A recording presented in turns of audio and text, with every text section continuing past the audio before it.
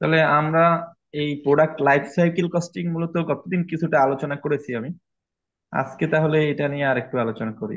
এখন লাইফ সাইকেলের মানে প্রোডাক্টের যে লাইফ সাইকেল মানে জীবন চক্র, পণ্যের যে জীবন চক্র, সেটাতে কতগুলা স্তর আছে তোমাদের মনে আছে? কতদিন যে বলছিলাম,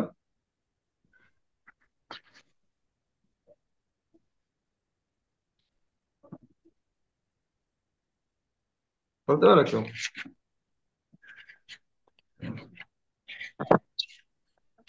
স্যার পণ্যের জীবন চক্র স্যার। হ্যাঁ, হ্যাঁ।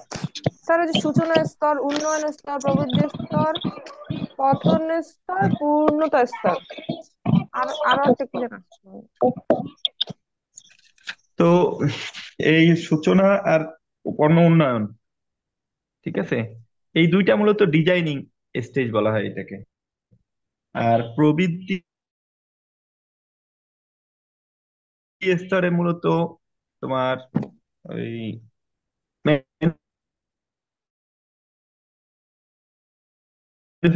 মূলত একটা হচ্ছে যে পণ্যটা আমার প্রি ম্যানুফ্যাকচার, মানে উৎপাদনের পূর্বে, যে খরচাগুলো সেখানে এগুলোকে বলা হয়েছে ডিজাইনিং কস্ট, ঠিক আছে। আর উৎপাদনের জন্য যে খরচা হয় সেটাকে বলা হয় ম্যানুফ্যাকচারিং কস্ট। আর ম্যানুফ্যাকচারিং কস্টের পরে পণ্যটা তোমার মার্কেটজাত করার জন্য যে খরচা হয় সেটাকে বলা হয় অপারেশনাল কস্ট। আর পণ্যটা যখন শেষ হয়ে যায় তখন এটাকে শেষ করা বা এইটা তোমার মার্কেট থেকে তুলে নেওয়া, অথবা এইটার যে মানে ভগ্নাবশেষ থাকে সেটাকে শেষ করা, এই টাইপের খরচাকে বলা হয় এন্ড অফ লাইফ কস্ট। মানে পণ্যটা যখন ঠিক পতন স্তরে থাকে তখন যে খরচা হয় সেটাকে বলা হয় এন্ড অফ লাইফ কস্ট। তো এইগুলো সাধারণত তোমার, তাহলে বুঝতে হবে যে ডিজাইনিংটা হচ্ছে ম্যানুফ্যাকচারের আগে, আর ম্যানুফ্যাকচারটা হচ্ছে জাস্ট উৎপাদন, যেমন ম্যাটেরিয়াল, লেবার, এই জাতীয় গুলো। আর অপারেশনাল হচ্ছে গিয়া ওই সেলিং সহ ডিস্ট্রিবিউশন, এইগুলো, ঠিক আছে। আর এন্ড অফ লাইফ হচ্ছে ক্লিনিং, মানে সর্বশেষ ক্লিনিং টিলিনিং এই টাইপের কথা আর কি, পণ্যের লাইফ শেষ হয়ে যাওয়ার পরে আর কি। তো সেই হিসাবে এইখানে আমাদের কতগুলা পণ্যের আইটেম দেয়া আছে, লাইফ সাইকেল কস্টের কতগুলো আইটেম দিয়ে আছে, এই আইটেম গুলো কোনটা কোন আহ পর্যায়ের মধ্যে পড়ে সেটা বাহির করতে বলছে, এবং টোটাল লাইফ সাইকেল কস্ট বাহির করতে বলছে। তাহলে বলছে যে আহ, এই বলছে, দেখো, classify the following life cycle cost items as phases of operation, designing, manufacturing and end of life cost. তাহলে এই চার ভাগে ভাগ করে শেষে আবার বলছে estimate total life cycle cost এবং টোটাল লাইফ সাইকেল কস্ট বাইর করা। তাহলে ডেভেলপমেন্ট কস্ট এটা হচ্ছে প্রি ম্যানুফ্যাকচার, মানে এটা হচ্ছে ডিজাইনিং কস্ট, ঠিক আছে। দুই নম্বর হচ্ছে ম্যাটেরিয়াল কস্ট, এটা হচ্ছে ম্যানুফ্যাকচারিং কস্ট, ঠিক আছে। তিন নম্বরটা হচ্ছে রিসার্চ, এটা প্রি ম্যানুফ্যাকচারিং, মানে রিসার্চ এন্ড ডেভেলপমেন্ট, মানে ডিজাইনিং কস্ট যাকে বলে, ঠিক আছে? তারপরে এইটা মূলত এখানে ভুল দিছে, রিসার্চ এখানে দিছে অপারেশনের ক্ষেত্রে, অপারেশনের রিসার্চ না, রিসার্চটা ডিজাইনিং এর ক্ষেত্রে হবে, ক্লিয়ার? হ্যাঁ, ডিজাইনিং যাবে। ডিস্ট্রিবিউশন কস্টটা যাবে তোমার অপারেশন কস্টে, ঠিক আছে। ডিস্ট্রিবিউশন হচ্ছে অপারেশনাল কস্ট। তারপরে এনভায়রনমেন্টাল ক্লিন আপ, মানে সাধারণত পরিষ্কার পরিচ্ছন্ন করা হয় সর্বশেষ, মানে এন্ড অফ লাইফ এর কস্ট এটা, ঠিক আছে। আর লেবার তো ম্যানুফ্যাকচারিং কস্ট। ডিজাইন তো ডিজাইনের মধ্যেই পড়বে, এটা তো আর আলাদা কিছু করার নেই। মেইনটেনেন্স, মেইনটেনেন্স ম্যানুফ্যাকচারিং এর জন্য ব্যবহৃত হয়, ঠিক আছে। ডিসপোজাল এন্ড লাইফ এর কস্ট, ঠিক আছে। এই, তাইলে মোটামুটি কস্ট গুলোকে ভাগ করা হলো। তাইলে তোমার অপারেশনাল কস্ট পড়লো 9,000, ডিজাইনিং এখানে মনে হয় পার্থক্য হবে, ওই যেহেতু চেঞ্জ হয়ে গেছে সুতরাং পার্থক্য হবে। সব মিলিয়ে টোটাল খরচা হচ্ছে 40,000 টাকা, ক্লিয়ার?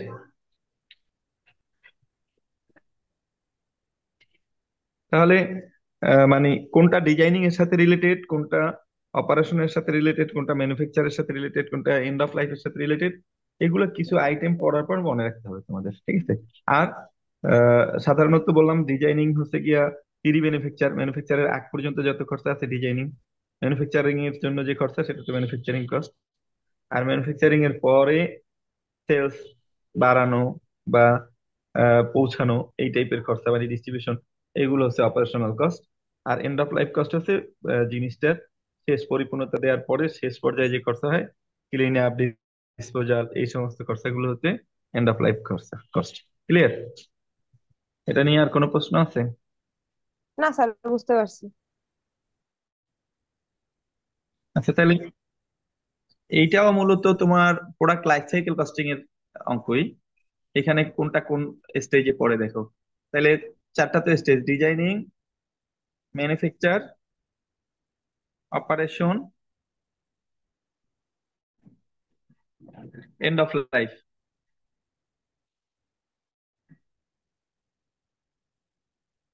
তাহলে মোট চারটা স্টেজের কোনটা কোনটা পড়ে দেখো। প্রথমটা আছে ডিস্ট্রিবিউশন কস্ট। ডিস্ট্রিবিউশন কস্ট মনে আছে তোমাদের কোন স্টেজে পড়ে?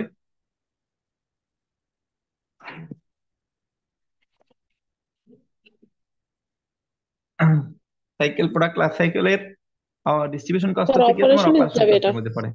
তারপর আছে রিসার্চ। এটা তো ডিজাইন। রিসার্চ কোনটার মধ্যে পড়ে? ডিজাইন। এটা জানি ওই আগের অঙ্কে দেখছিল, এটা ভুল হ্যাঁ দিছিল। স্যার। ঠিক আছে, আচ্ছা। তারপরটা হচ্ছে ম্যাটেরিয়াল কস্ট, কোনটার মধ্যে? এটা মেনু। ম্যানুফ্যাকচারিং। ডেভেলপমেন্ট। হুম। আচ্ছা ডিজাইন। ডিজাইন। ডিজাইন না। হ্যাঁ। হ্যাঁ, design development. Labour. Manufacture. Labour না। Labour manufacturing cost. Okay. Sir এটা environmental clean end up. Of life.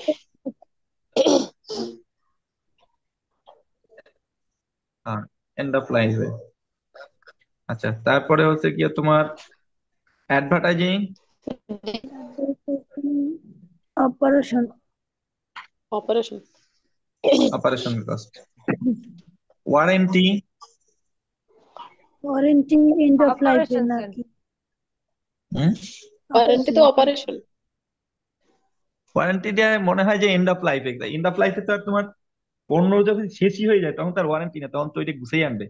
মানে ওয়ারেন্টিটাও মূলত যখন প্রোডাক্ট চলবে তখনই ওয়ারেন্টি দেওয়া হবে। ঠিক আছে, হ্যাঁ স্যার। মানে এটা অপারেশনাল কস্ট। ক্লিয়ার? আর স্যার ডিজাইনেরটা তো বলা লাগবে না, ডিজাইন তো ডিজাইনের মধ্যেই পড়ছে। ঠিক আছে, মেশিন সেট আপ দেখো।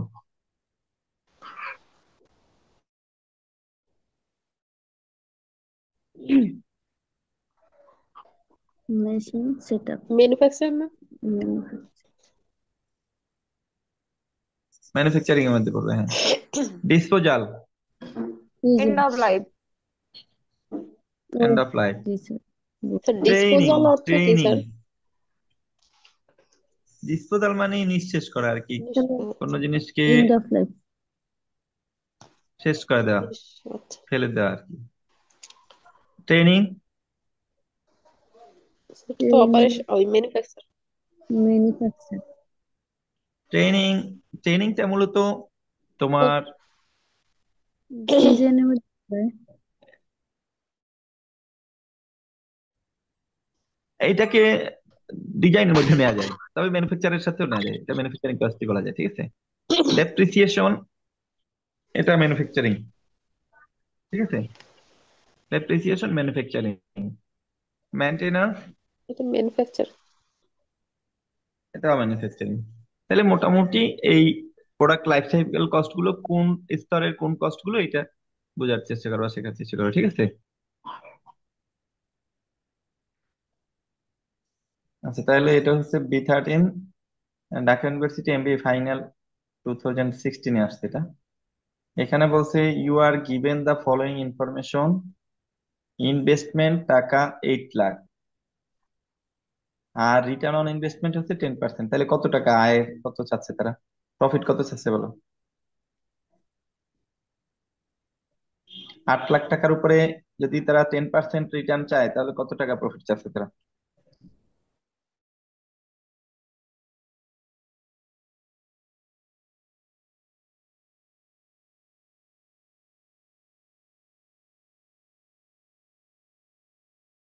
স্যার ৮০,০০০, ৮০,০০০ আশি। স্যার। এই ঘটনা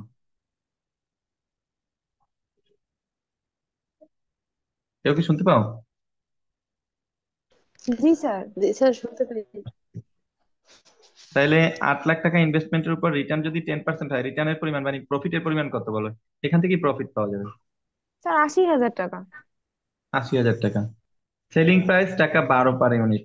তাহলে সেলিং প্রাইস যদি হয় 12 টাকা, ভেরিয়েবল কস্ট হয় 3 টাকা, টোটাল ফিক্সড কস্ট হয় 2,60,000 টাকা। তাহলে টার্গেট সেলস ইউনিট বাইর করো, অর্থাৎ কত সে ইউনিট সেলস করতে হবে এটা বাইর করো। লাভ করতে হবে কত? ৮০,০০০ টাকা। সেলিং প্রাইস হবে 12 টাকা, ভেরিয়েবল কস্ট হবে 3 টাকা। এইটা এইখানে আমরা এই যে টার্গেট সেলস ইউনিট এই সূত্রে করতে পারি। মানে fixed cost plus desired profit. তাহলে ফিক্সড কস্ট দেওয়া আছে 2,60,000, ডিজায়ার্ড প্রফিট হচ্ছে ৮০,০০০, টোটাল হচ্ছে 3,40,000। আর CM per unit, CM per unit মানে হচ্ছে sales per unit minus variable cost per unit. তাহলে সেলস হচ্ছে কত? 12 টাকা, ভেরিয়েবল কস্ট হচ্ছে 3 টাকা, মানে 9 টাকা।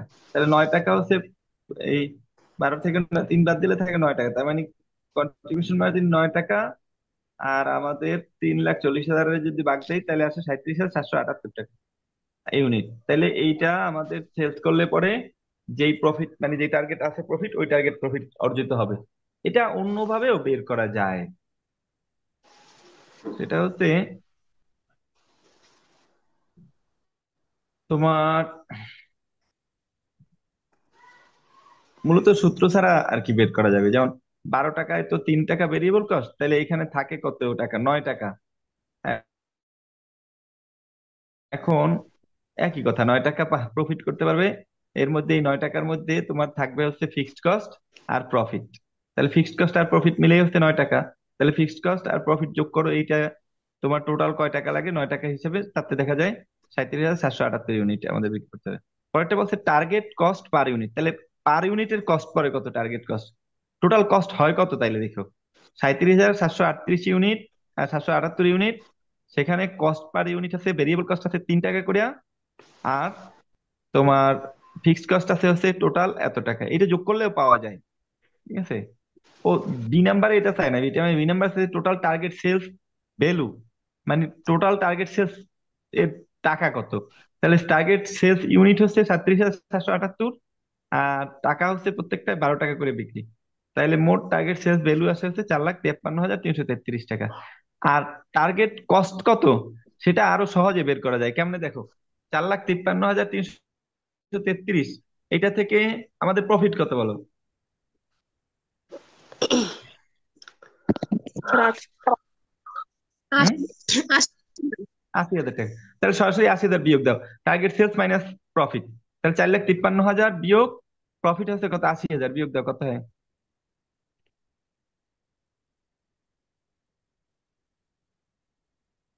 ও সেটাই করছে এখানে, ওই ওই স্টাইলই অবশ্য করছে, অন্য স্টাইলে করে নাই।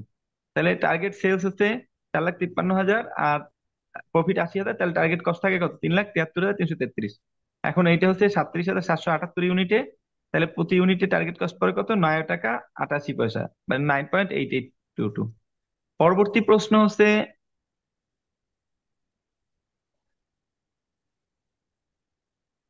নেক্সট কোশ্চেনটা হচ্ছিল টার্গেট প্রফিট পার ইউনিট, এক ইউনিটের প্রফিট কত। তাহলে ৮০,০০০ টাকা প্রফিট হয়েছে কত ইউনিটে? 37,777.78 ইউনিটে। তাহলে এক ইউনিটে প্রফিট কত? এক ইউনিটে জাস্ট ভাগ করে দাও ৮০,০০০ 37,778 থেকে, 2.12। অথবা এটাকে আমরা এভাবে বের করতে পারি, কিভাবে জানো? যে টার্গেট সেলস কত ছিল পার ইউনিট?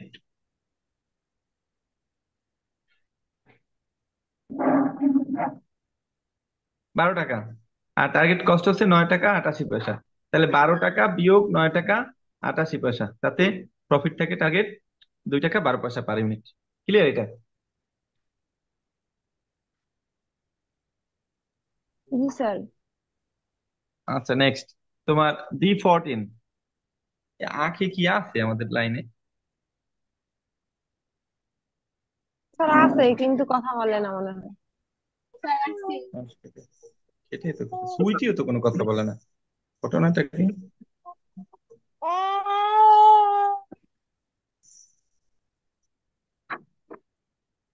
আচ্ছা নেক্সট তাহলে, নেক্সট হচ্ছে B14। B14 বলছে firms and company are planning a new product, estimated production হচ্ছে 10,000 ইউনিট, আর লাইফ সাইকেলে মানে লাইফ টাইমে তাদের খরচা আছে রিসার্চ অ্যান্ড R&D হওয়ার কথা লিখছে, রিসার্চ অ্যান্ড অপারেটিং, যাই হোক রিসার্চ অ্যান্ড অপারেটিং কস্ট হচ্ছে গিয়া তোমার 50,000, তাহলে দুইটা স্টেজেরটা একসাথে দিয়ে দিছে। ম্যানুফ্যাকচারিং কস্ট আছে হচ্ছে 10 টাকা per unit, and of life আছে 15 টাকা। মোট what is the original life cycle cost per unit and is the product worth making on the target cost basis. কত টাকা টার্গেট কস্ট দেওয়া আছে এখানে? টার্গেট কস্ট বেসিস, এটা টার্গেট কস্ট বেসিসে এইটা তোমার উৎপাদন করা ঠিক হবে কিনা, ঠিক আছে। এখন টার্গেট কস্ট যদি দেয়া থাকতো একটা অ্যামাউন্ট তাইলে ভালো হইতো, সেটা অবশ্য দেয়া নাই, তাহলে কমেন্ট করা কঠিন হবে। তা আমরা শুধু বলতে পারবো এতটুকুই যে life cycle cost per unit এটা বাইর করতে পারবো। পরে যেতে বলছে যে is the product worth making on the target cost basis, target cost বেসিসে এটা উৎপাদন করা ঠিক হবে কিনা, সেটা আমরা যদি টার্গেট কস্ট দেওয়া থাকতো তাহলে বলতে পারতাম। অবশ্য টার্গেট কস্ট বেসিসে এখন বলতে পারবো যে হ্যাঁ টার্গেট কস্ট যদি 30 টাকা হিসাবে যে কয় টাকা হয় ওই কয় টাকায় তৈরি করা ঠিক হবে। তাহলে আমাদের মোট হচ্ছে গিয়া এই তোমার রিসার্চ ডেভেলপমেন্ট 50,000, মানে রিসার্চ অ্যান্ড অপারেটিং, আর ম্যানুফ্যাকচারিং কস্ট 10 টাকা করে, 10,000 ইউনিটে কত করে?